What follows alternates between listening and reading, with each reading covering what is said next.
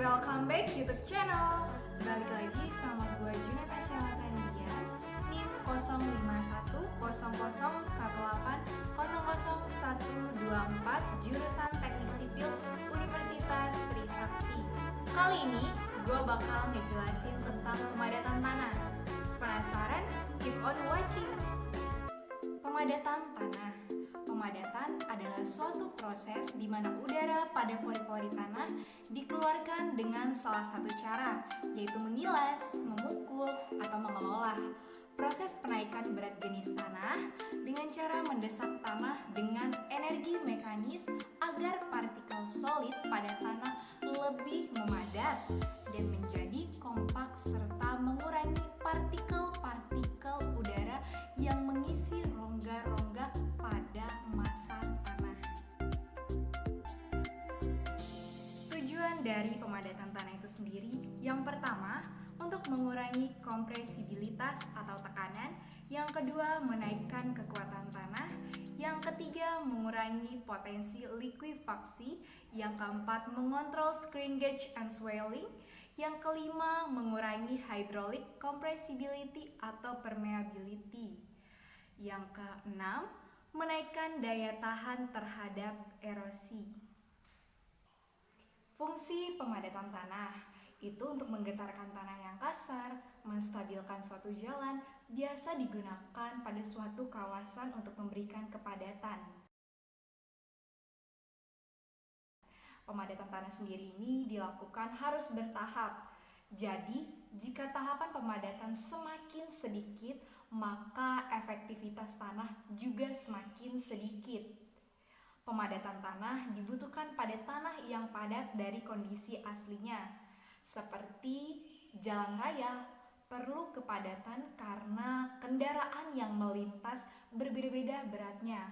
Yang kedua itu ada bendungan, agar stabil kekuatan untuk menerima beban. Gunanya, ketika saat hujan tak terjadi longsor. Kalian tahu gak sih, ada struktur yang membutuhkan kepadatan tanah, namun dia tidak memiliki beban. Apakah itu? Lapangan bola. Mengapa demikian? Dengan tujuan kepadatan tanah ini pada lapangan bola dibuat agar ketika bola menggelinding tidak langsung menuju gawang. Maka dari itu, untuk pemadatan tanah ini sendiri memerlukan biaya yang cukup besar. Faktor yang mempengaruhi hasil pemadatan, yang pertama ada berat volume kering atau dengan simbol gamma dry. Sebelum dipadatkan mempunyai berat volume kering, kepadatan awal tertentu. Jika volume kering awal besar, maka pemadatan akan lebih tinggi. Yang kedua, kadar air, yaitu melicitkan partikel tanah sehingga tanah menggelincir, yang berguna untuk membentuk orientasi yang lebih rapat. Namun kebanyakan air akan menjadi jenuh dan akan sulit untuk dipadatkan. Yang ketiga ada usaha pemadatan, suatu pengukuran energi mekanik yang diterapkan ke tanah. Jika energi semakin besar, maka tanah menjadi semakin padat.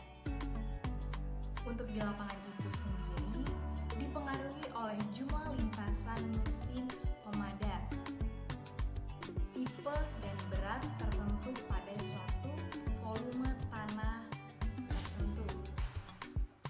Dan untuk di lab itu sendiri dipengaruhi dengan adanya menjatuhkan molekul pada tanah dalam mol. Rumus energi pemadatan per volume satuan dengan E, yaitu ada NB dikali N1 dikali W dikali H dibagi dengan V, yaitu NB artinya jumlah pukulan per lapisan, N1 yaitu jumlah lapisan, W berat pukul, H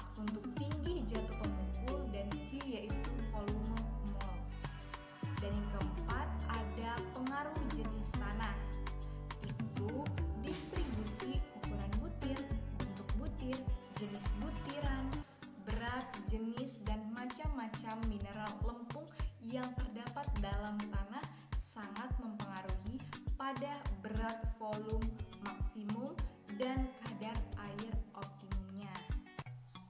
Air berpengaruh terhadap pemadatan. Kadar air mempunyai pengaruh yang besar terhadap tingkat pemadatan yang dapat dicapai oleh suatu tanah. Selain itu, ada faktor lain yang dapat mempengaruhi pemadatan seperti jenis dan usahanya. Jika kadar air W sama dengan 0, maka berat volume basa di tanah yaitu gamma.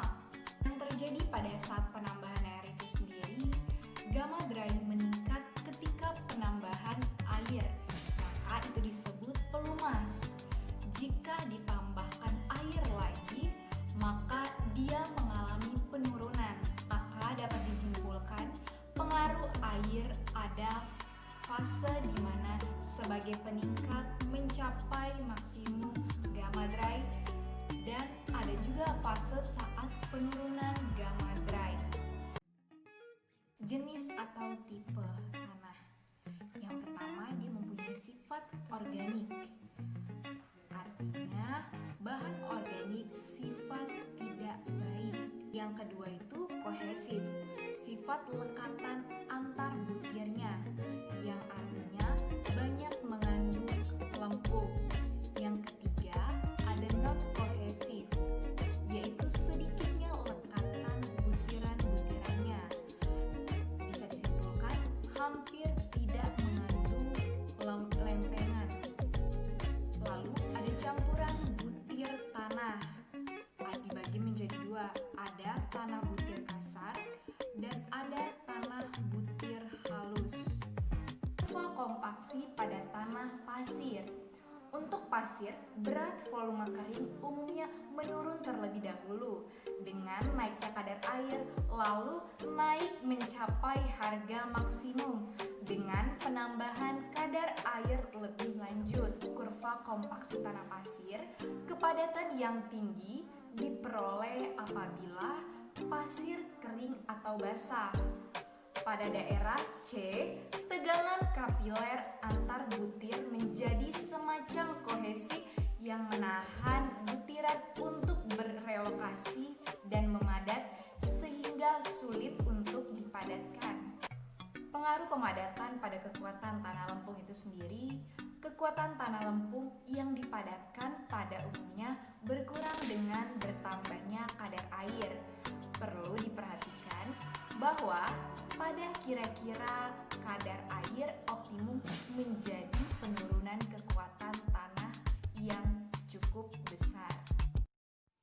Untuk uji laboratorium ada dua, yaitu uji Proctor standar dan Proctor modified. Yang membedakan kalau Proctor standar biasa digunakan pada kawasan yang biasa saja, contohnya jalan raya, kompleks, dan lain sebagainya.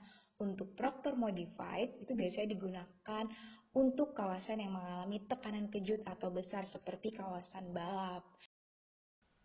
Perbedaan standar dan modified Proctor itu sendiri juga mempengaruhi pada jumlah lapisan, berat hammer, tinggi jatuh, dan energi kompaksinya.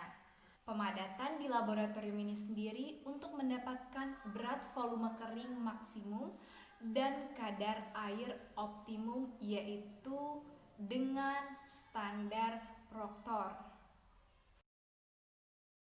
Ya, beberapa rumus yang perlu menjadi catatan kalian untuk menyelesaikan soal pemadatan tanah. Jangan lupa dicatat ya.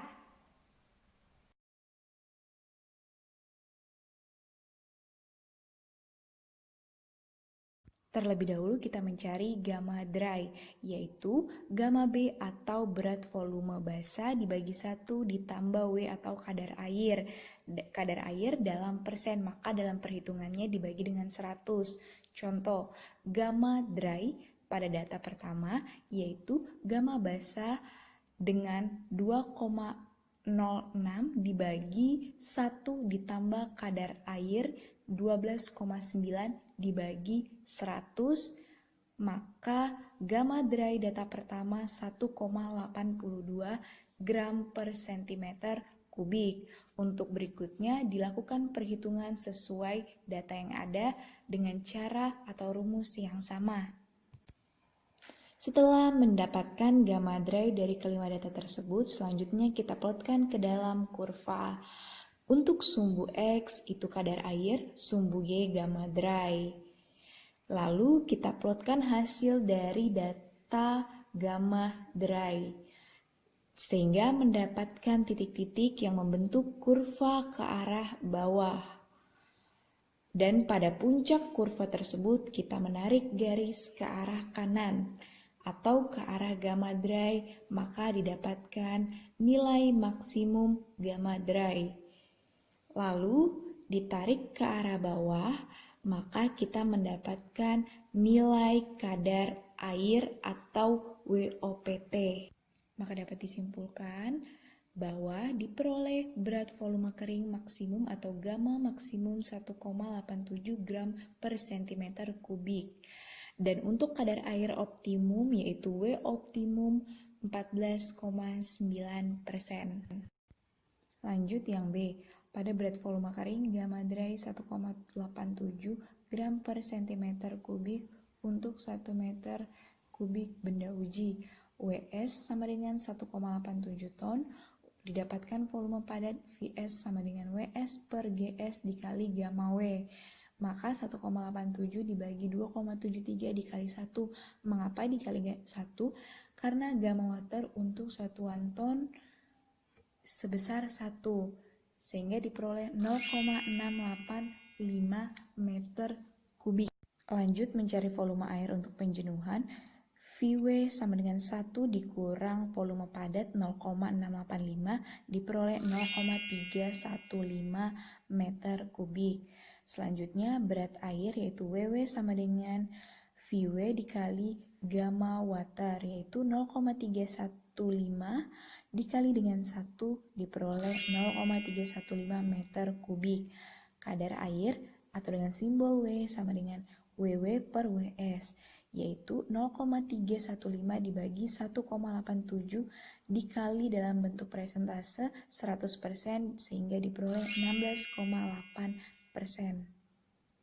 Jadi yang B ini dapat disimpulkan kadar air yang dibutuhkan untuk tanah menjadi jenuh pada berat volume kering maksimum yaitu jika berat jenis atau GS sebesar 2,73 maka 16,8%.